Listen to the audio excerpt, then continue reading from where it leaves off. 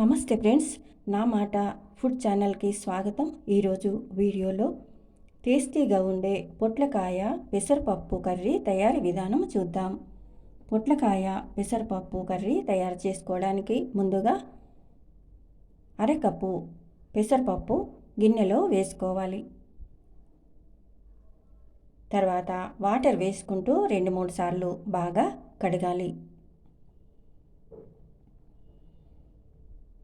ఈ విధంగా కడిగిన తర్వాత తగినంత వాటర్ వేసి మూత పెట్టి 10 నిమిషాలు పక్కన పెట్టుకోవాలి. తర్వాత పొట్లకాయ పైన పొట్టు తీసి ఈ విధంగా ముక్కలుగా కట్ చేసుకోవాలి. తర్వాత పచ్చిమిర్చి, ఉల్లిపాయ, కరివేపాకు, కొత్తిమీర కట్ చేసుకోవాలి. వెల్లుల్లి దంచి పక్కన పెట్టుకోవాలి. తర్వాత స్టవ్ ఆన్ చేసుకుని స్టవ్ పైన గిన్నె పెట్టిన తర్వాత తగినంత ఆయిల్ వేసుకోవాలి. వేడిన తర్వాత ఆవాలు, జీలకర్ర వేసుకోవాలి. తర్వాత ఎండుమిర్చి వేసుకోవాలి.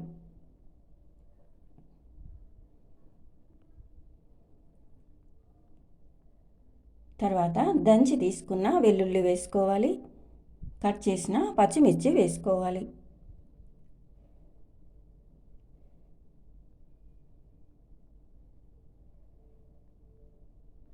తర్వాత కట్ చేసిన ఉల్లిపాయ ముక్కలు వేసుకోవాలి.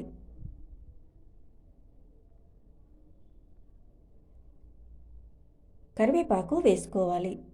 కొద్దిగా పసుపు వేసుకోవాలి. వేయించిన మెంతి పౌడర్ 1/2 స్పూన్ వేస్తున్నాను. తర్వాత పొట్లకాయ ముక్కలు వేసి కలుపుకోవాలి.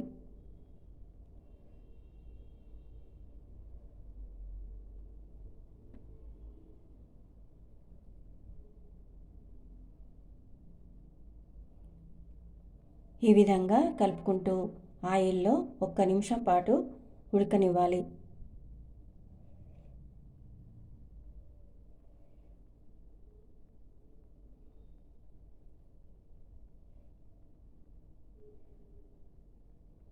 తర్వాత కొద్దిగా వాటర్ వేసుకోవాలి.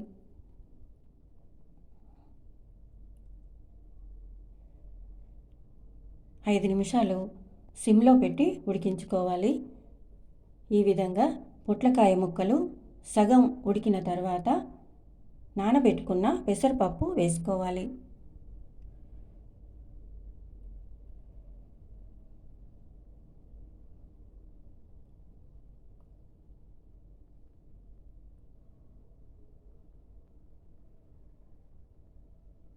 తర్వాత ఈ విధంగా కలుపుకోవాలి. పెసరపప్పు వేసిన తర్వాత మెత్తగా ఉడకకుండా ఉండటానికి ముందుగానే సాల్ట్, కారం వేసుకోవాలి.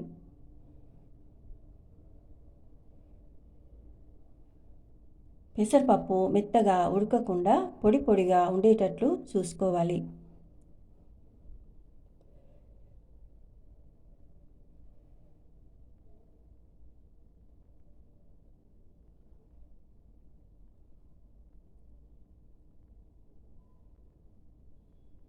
పావు స్పూన్ వేయించిన జీలకర్ర పౌడర్ వేసుకోవాలి. 1/2 స్పూన్ ధనియా పౌడర్ వేసుకోవాలి. ఈ విధంగా కలుపుకుంటూ 5 నిమిషాలు సిమ్లో పెట్టి ఉడికించుకోవాలి.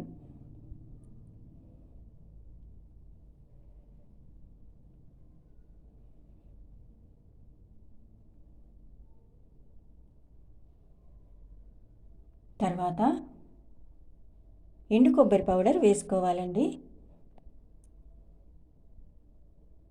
ఎండు కొబ్బరి పౌడర్ వేసిన తర్వాత 2-3 నిమిషాలు ఈ విధంగా సిమ్లో పెట్టి కలుపుకుంటూ ఉడికించుకోవాలి.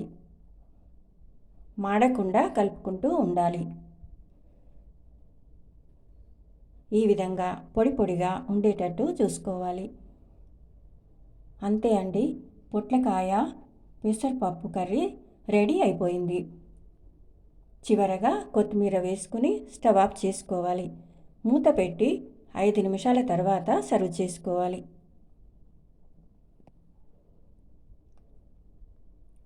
ఈ విధంగా తయారు చేసిన పొట్లకాయ పెసరపప్పు కర్రీ వైట్ రైస్లోకి, చపాతీ, పుల్కాలోకి చాలా బాగుంటుంది. ఈ వీడియో మీకు నచ్చితే లైక్ చేయండి, షేర్ చేయండి. నా మాట ఫుడ్ ఛానల్ని సబ్స్క్రైబ్ చేసుకోండి. Thank you for watching.